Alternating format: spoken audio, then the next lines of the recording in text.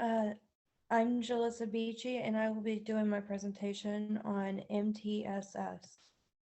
MTSS is a multi-tiered system of supports.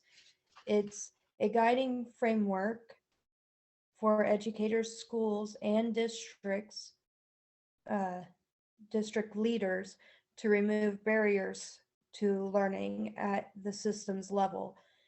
It should use evidence-based practices to support the whole child along a tiered continuum, and it makes decisions for targeted and intensive interventions based on data that is collected.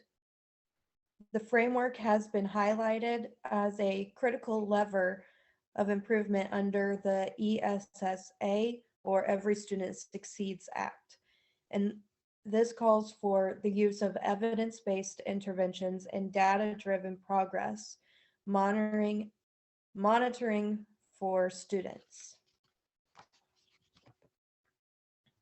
In the classroom and building district in Portland Public Schools, they use this um, MTSS structure. It starts with tier 1, and it's all settings, all students being preventive and proactive. It includes priority standards, the GVC core curriculum. There are learning targets, lesson unit planning, PLCs, assessments, which are part of the data that is collected to determine if the student will move on from tier 1 to tier 2.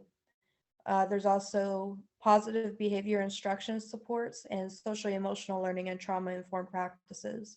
If the student does not show improvement or they are still struggling, they will then move to tier 2.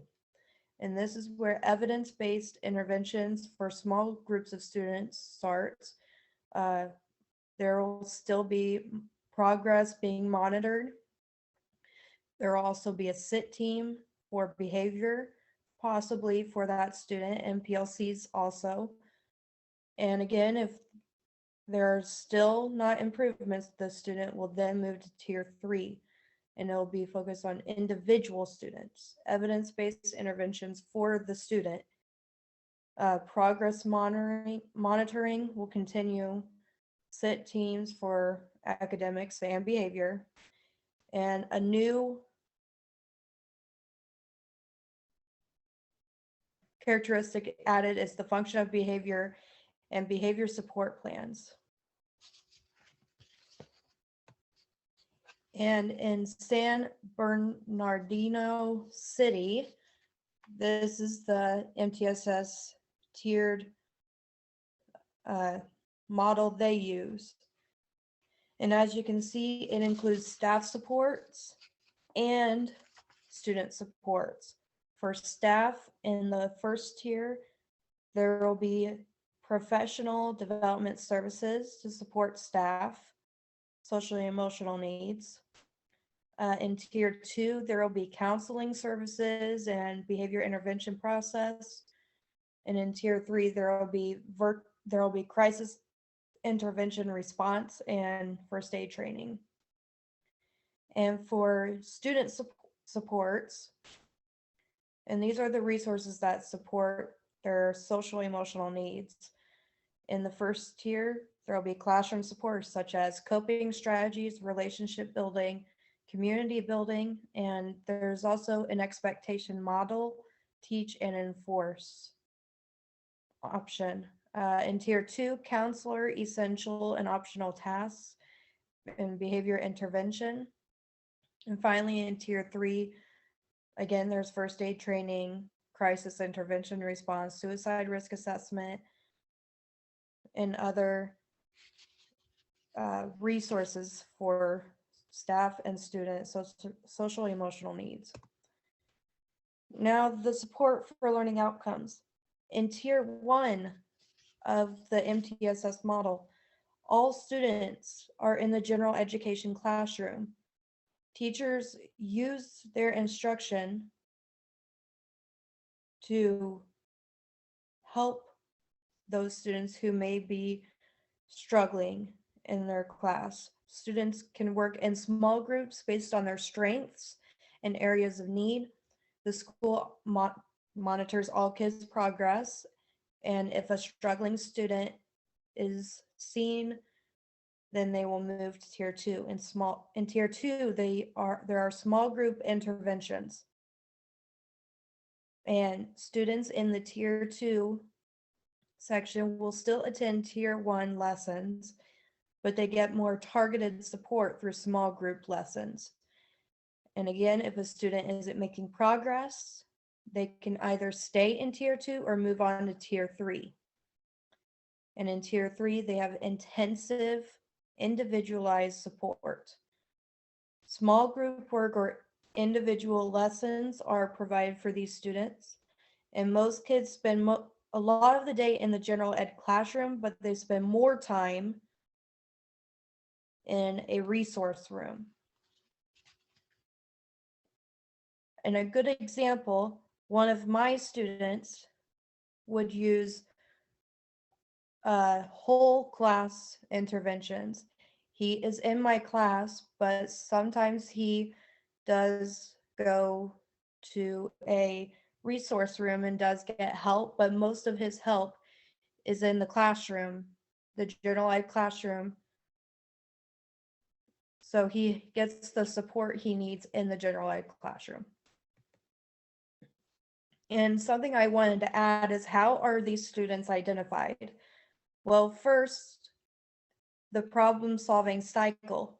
First, you have to identify the student by using universal screening data and diagnostics data to identify the areas of need. And then you have to analyze.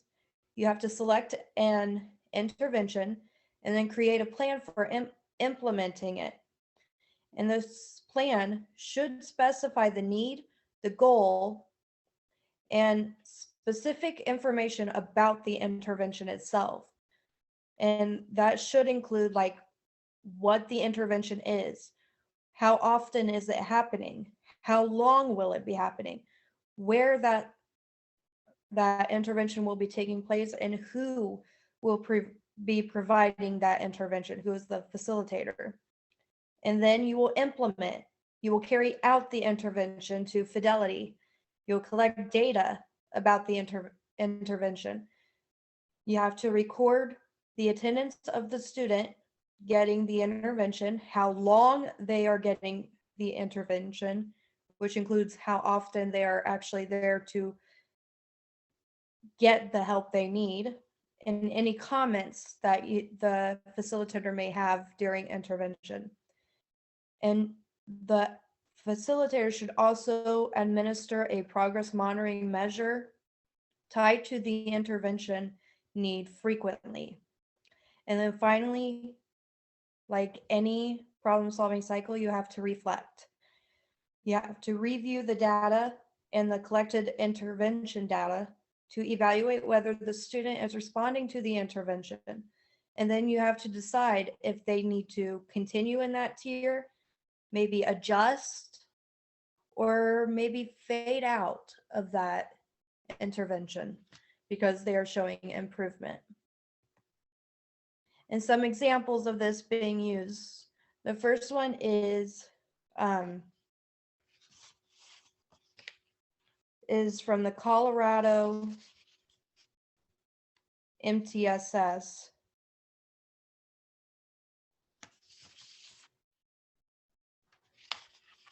Is Colorado MTSS, so the state of Colorado.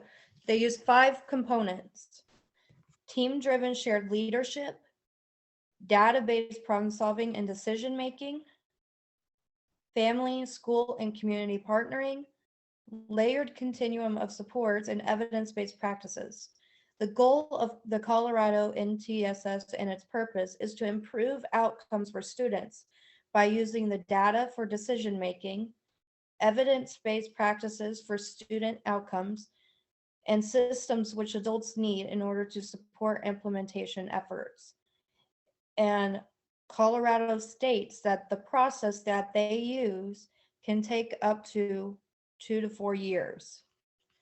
And then another example is in Chicago public schools, and they use this tier. In tier 1, they have core instruction and supports. In 2, they have targeted supplemental instruction and intervention. In 3, they have intensive individualized instruction and intervention. To determine the appropriate tier for a student, the teacher has to first recognize a consistent need exhibited by the student.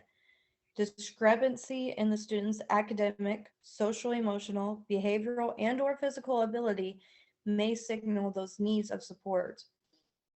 In tier 2, or in the second step, school level teams will engage in the problem solving process to determine the cause. And then finally, in step 3, they will strategize and develop a cooperative plan that includes tiered interventions to close the gap. And that is my presentation on MTSS.